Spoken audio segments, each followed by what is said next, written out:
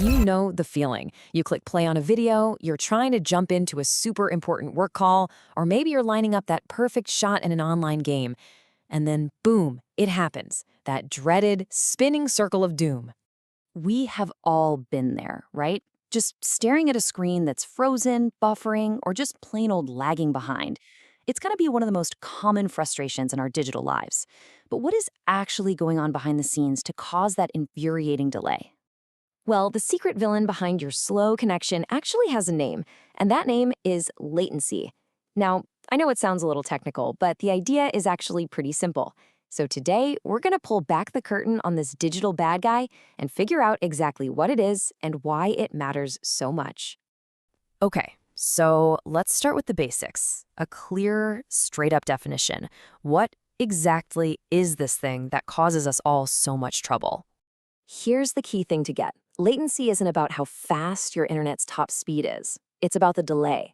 It's the total time it takes for your request, like clicking a link, to travel all the way to a server, and for that server's response to travel all the way back to you. It's the full round-trip journey time. To really wrap our heads around this, let's step away from the techie stuff for a second and use a simple analogy that everyone can understand. Okay, imagine you're ordering something from an online store. The total time it takes from the moment you click buy to that package actually arriving on your doorstep. That's basically a perfect real-world example of latency. And believe it or not, data on the internet works in a very similar way. So this journey has 4 main steps. First, you send your request. That's your click. Step 2, a server, which could be thousands of miles away, gets that request and has to find the data you asked for. Third, that data packet travels back across the network. It's in transit. And finally, it arrives and appears on your screen.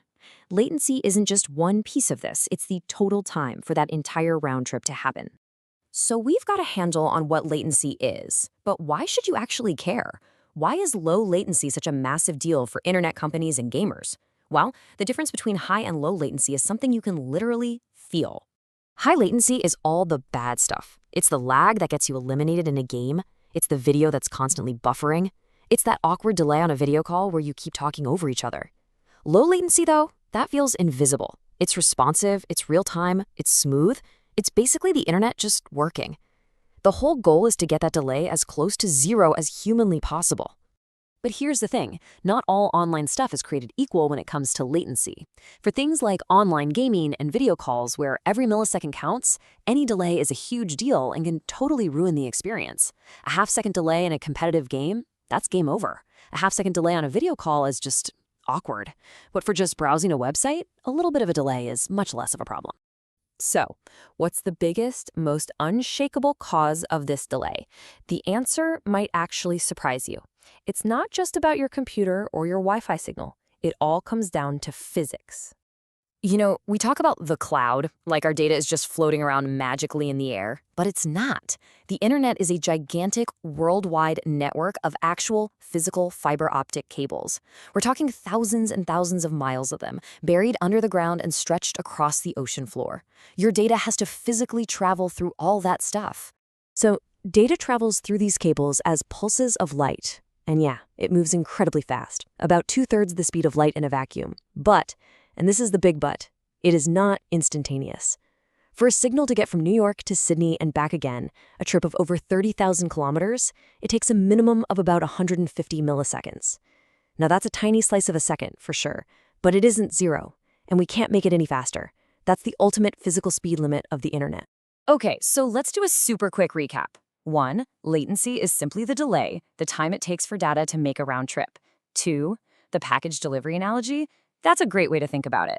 3. For anything that happens in real time, like gaming or video calls, low latency is absolutely crucial. And 4, at the end of the day, the one thing we can't escape is the physical distance our data has to travel, even at the speed of light.